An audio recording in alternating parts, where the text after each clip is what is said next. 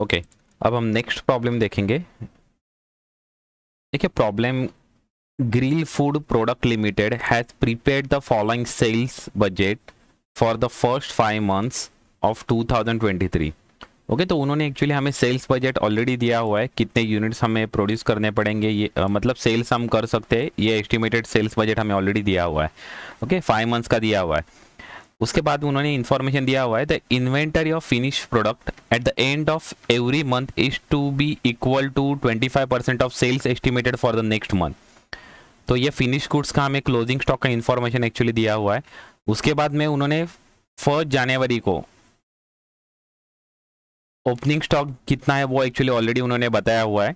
तो ये 1 जनवरी का जो ओपनिंग स्टॉक है ये हम यूज करेंगे और क्लोजिंग स्टॉक फाइंड आउट कर सकते हैं, क्योंकि हमें ऑलरेडी सेल्स दिया हुआ है। और सेल्स के क्या बताया हुआ है, 25% का नेक्स्ट मंथ का जो सेल है वो करंट मंथ का क्लोजिंग स्टॉक रहेगा। ओके, तो there is no work in progress at the end of any month, तो वर्क इन प्रोग्रेस नहीं है। उसके बाद में तो ये इंफॉर्मेशन हम यूज करके ना प्रोडक्शन बजट हम बना सकते हैं। ओके, क्योंकि उन्होंने ओपनिंग एंड क्लोजिंग स्टॉक का इंफॉर्मेशन हमें दिया हुआ है, सेल्स बजट से हम सेल्स हमें दिया हुआ है। तो नॉर्मली प्रोडक्शन बजट का स्टार्टिंग पॉइंट क्या रहता है, ये देखिए प्रोडक्शन बजट स्टार्टिंग पॉइंट हमारा एस्टिमेटेड सेल्स रहेंगे। उसके बाद में हम फिनिश गुड्स का क्लोजिंग स्टॉक इसमें ऐड करेंगे एंड ओपनिंग स्टॉक हम लेस करेंगे, तो हमें एस्टिमेटेड प्रोडक्शन हमें फाइंड आउट हो जाएगा। ओके, तो ये हमारा प्रोडक्शन बजट हम ये पैराग्राफ से हम प्रिपेयर कर सकते हैं, ये सेल्स बजट का इन्फॉर्मेशन एंड ये पैराग्राफ से हम प्रोडक्शन बजट हम प्रिपेयर कर सकते हैं। आगे देखिए क्या दिया हुआ है, every unit of product required 2 types of material in the following quantities. मतलब एक यूनिट प्रोड्यूस करने के लिए हमें 2 टाइप्स ऑफ मटेरियल रिक्वायर्ड है, एक है मटेरियल ए एंड दूसरा है मटेरियल बी।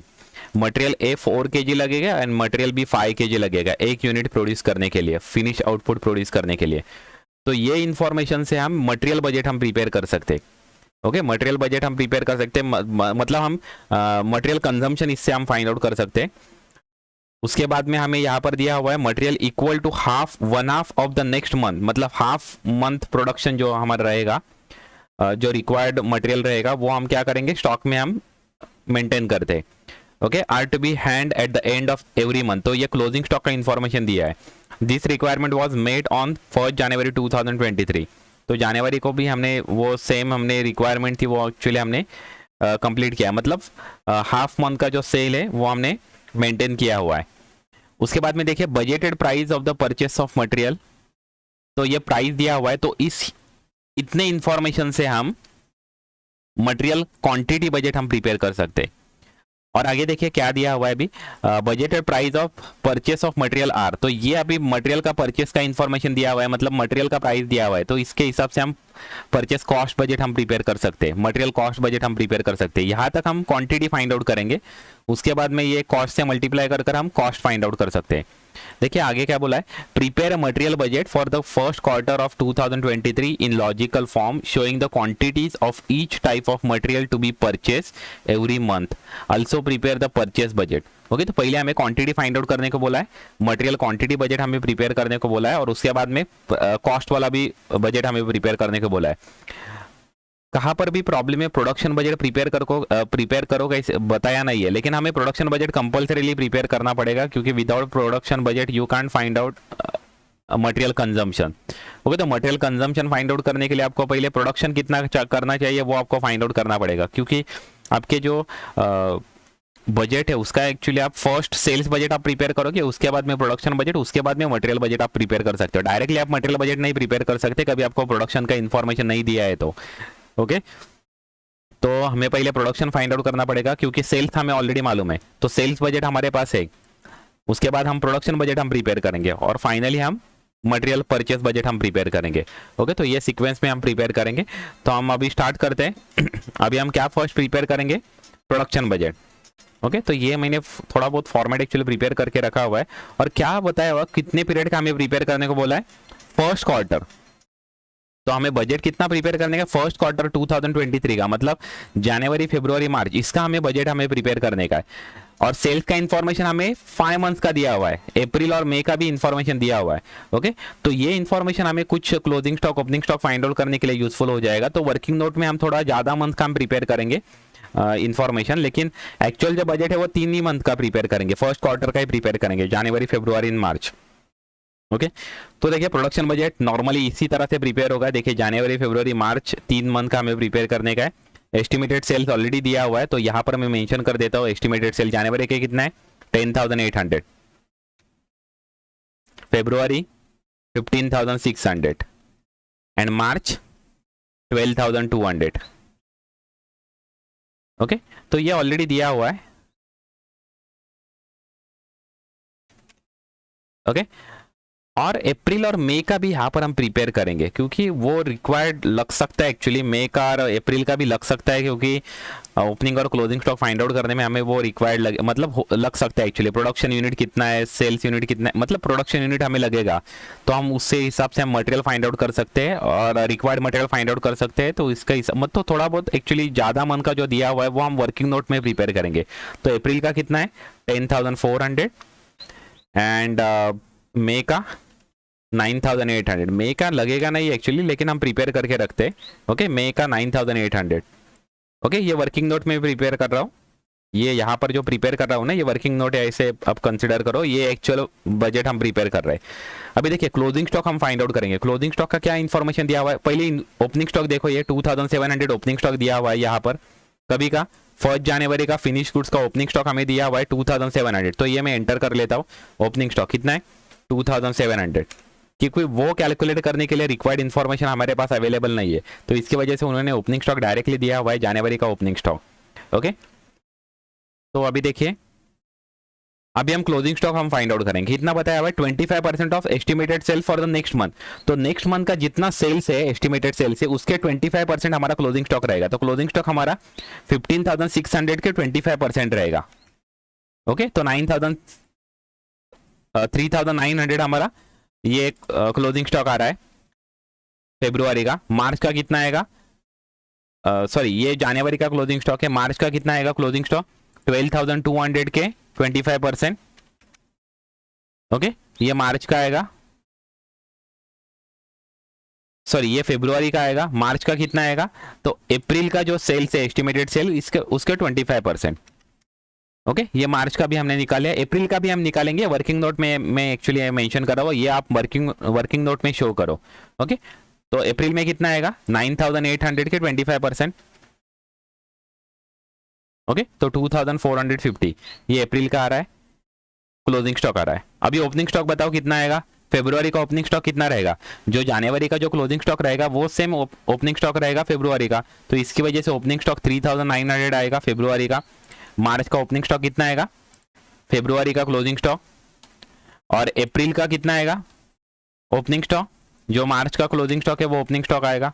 मई का हम कैलकुलेट नहीं कर सकते एक्चुअली, मई का हम ये कैलकुलेट कर सकते ओपनिंग स्टॉक, लेकिन क्लोजिंग स्टॉक कैलकुलेट करने के लिए हमें जून का एक्चुअली एस्टिमेटेड सेल्स चाहिए था, लेकिन वो दिया नहीं है प्रॉब्लम में, तो ये इनकम्प्लीट इन्फॉर्मेशन फाइंड आउट हो रहा है। ओके तो ठीक है, हमने जितना इन्फॉर्मेशन हमें कैलकुलेट करने को आया उतना हमें कैलकुलेट कर दिया। अब हमें अप्रैल का ही लगेगा एक्चुअली इन्फॉर्मेशन, मई का लगेगा नहीं एक्चुअली। ओके तो अभी एस्टिमेटेड हम प्रोडक्शन यहाँ पर फाइंड आउट कर देंगे। कैसे, estimated sales plus closing stock minus opening stock. तो ये इस तरह से हमारे 12,000 आ गया। फेब्रुआरी मार्च का भी हम निकालेंगे। ओके सेम यहाँ पर ये सेम फॉर्मूला यहाँ पर भी मेंशन कर देता हूँ। ओके तो इस तरह से ये हमारा प्रोडक्शन आ गया। ये जो है मई का ये इनकम्प्लीट है एक्चुअली, मई का ये प्रॉपर फाइंड आउट नहीं हुआ है क्योंकि हमें क्लोजिंग स्टॉक मालूम नहीं है मई का। ओके लेकिन हमने अप्रैल तक एक्चुअली हमने हमने फाइंड आउट कर दिया है अप्रैल तक एक्चुअली। ओके अभी ये हमारा हो गया, प्रोडक्शन बजट हमारा कंप्लीट हो गया। ओके अभी हम नेक्स्ट हम प्रिपेयर करेंगे material consumption budget. Okay material budget purchase budget हम मेंशन कर देंगे तो भी चलेगा। Okay purchase budget material budget, अभी इतना इंफॉर्मेशन हमने यूज कर दिया और उसके हिसाब से हमने क्या फाइंड आउट कर दिया, प्रोडक्शन बजट हमने प्रिपेयर कर दिया। अभी नेक्स्ट इंफॉर्मेशन यूज कर हम परचेज बजट मटेरियल बजट हम फाइंड आउट करेंगे। अभी मटेरियल में देखिए दो मटेरियल है ए और बी। ओके तो दोनों का हमें यहाँ पर प्रिपेयर करना पड़ेगा, ए और बी। ओके यहाँ पर है दोनों एक्चुअली, लेकिन ए का अलग से प्रिपेयर करना पड़ेगा, बी का अलग से प्रिपेयर करना पड़ेगा, ये हमें ध्यान रखना पड़ेगा। तो मैं यहाँ पर थोड़ा पहले material consumption budget of material A, पहले मैं ए का फाइंड आउट करता हूँ उसके बाद मैं बी का फाइंड आउट करूंगा। ओके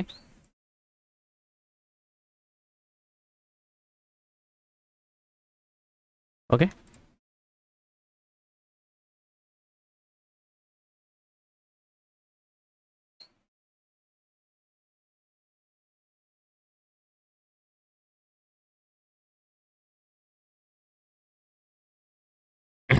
देखिए क्या बताया हुआ है,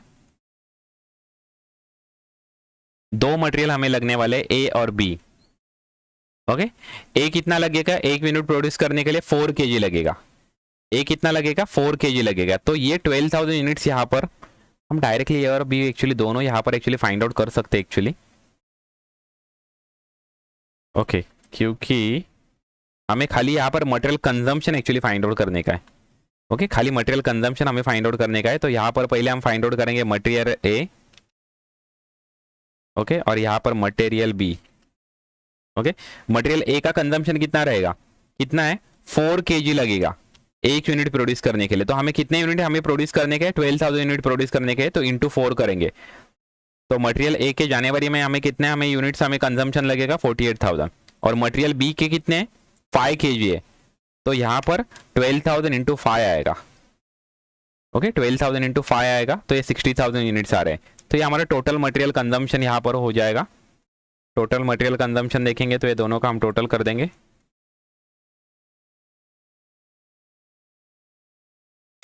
ओके फेब्रुवरी का सेम फॉर्मूला हम यूज करेंगे, फेब्रुवरी मार्च अप्रैल तक। ओके और अब इसका भी सेम इंटू 5 करने का है, खाली हमें इंटू खाली 5 करने का। ये 12,000 इंटू 4 यहाँ पर ए के लिए 4 एंड बी के लिए इंटू 5। ओके तो इस हिसाब से हमने मटेरियल कितना कंजम्पशन ये हमने निकाल लिया, क्योंकि हम जो परचेस बजट बनाएंगे यहाँ पर ये क्वांटिटी बजट हमारा प्रिपेयर हो गया। यहाँ पर हमारा क्वांटिटी एक्चुअली फाइंड आउट हो गया। ए का हमें कितना चाहिए, 4 kg पर यूनिट। ओके ये इतना रिक्वायरमेंट है मटेरियल ए का, और मटेरियल बी का कितना रिक्वायर्ड है, 5 kg पर यूनिट। ओके इतना रिक्वायर्ड है। ओके तो ये हमने मटेरियल कंजम्पशन कितना ये हमने निकाल लिया है यहाँ पर, जनवरी फरवरी मार्च और अप्रैल का भी निकाल लिया। मई का एक्चुअल निकाल नहीं सकते क्योंकि हमें एक्चुअल कितना प्रोडक्शन है वो मालूम नहीं है, तो हमने अप्रैल तक एक्चुअली निकाल लिया। ओके अभी हम प्रिपेयर करेंगे उसके बाद में, ये हमने यहाँ तक एक्चुअली मटेरियल कंजम्पशन कितना है वो हमने फाइंड आउट कर लिया। अभी नेक्स्ट इन्फॉर्मेशन देखकर हम मटेरियल का क्वांटिटी बजट ही निकालेंगे। फर्स्ट हम क्वांटिटी निकालेंगे एक्चुअली, परचेस बजट हम निकालेंगे। यहाँ पर कंजम्पशन कितना है वो हमने निकाल लिया और स्टार्टिंग पॉइंट हमारा मटेरियल कंजम्पशन रहेगा यहाँ पर। ओके स्टार्टिंग पॉइंट हमारा मटेरियल कंजम्पशन रहेगा। ओके तो यहाँ पर दो मटेरियल है तो यह दोनों का यहाँ पर बना रहा हूँ ए और बी। ओके दोनों का यहाँ पर हम बनाएंगे। ओके यहाँ पर जनवरी फरवरी मार्च अप्रैल एक्चुअली हम जो बना रहे हैं ना वो वर्किंग नोट में प्रिपेयर कर रहे हैं। अप्रैल का एक्चुअली हमें बजट बोला ना, ये प्रिपेयर नहीं करने को बोला है। ओके तो मटेरियल ए का कितना है कंजम्पशन, मटेरियल ए 48,000। ओके यहाँ पर मटेरियल बी का कितना है 60,000 जनवरी का। ओके यहाँ पर फेब्रुवरी में मटेरियल ए का कितना है 59,000 और फेब्रुवरी में मटेरियल बी का कितना है ये। ओके मार्च में मटेरियल ए का कितना है ये, मटेरियल बी का कितना है कितने यूनिट से। ओके अप्रैल में मटेरियल ए का कितना है 41,000 एंड मटेरियल बी का कितना है 51,250। ओके तो इतना हमने प्रिपेयर कर लिया। ओके यहाँ पर मैं सभी डिलीट कर देता हूँ क्योंकि आगे का इन्फॉर्मेशन हमें कैलकुलेट करने का। अभी हमें क्या करना पड़ेगा, परचेस बजट बनाते समय सेम एक्चुअली सिचुएशन, ये हमने कंजम्पशन यहाँ पर मेंशन कर लिया। ये सेपरेट बजट नहीं प्रिपेयर करते हुए यहाँ पर भी डायरेक्ट मेंशन कर देते ना तो भी चलता था। ये बजट हमने सेपरेट एक्चुअली शो कर दिया, ये सेपरेट न शो करके हम डायरेक्टली यहाँ पर कैलकुलेट करते थे ना तो भी चलता था। मटेरियल ए का जो प्रोडक्शन हमने निकाला था एस्टिमेटेड प्रोडक्शन इंटू 4 करने का था, और मटेरियल बी के लिए हमें क्या करना पड़ता था इंटू 5 करना पड़ता था। तो ये हम यहाँ पर भी डायरेक्टली कर सकते थे। ओके लेकिन हमने एक सेपरेटली यहाँ पर बजट प्रिपेयर करके शो कर दिया। ओके अभी देखिए हम मटेरियल का हमने ओपनिंग स्टॉक और क्लोजिंग स्टॉक हमें फाइंड आउट करने का। सेम सिचुएशन क्लोजिंग स्टॉक हम क्या करेंगे, क्लोजिंग स्टॉक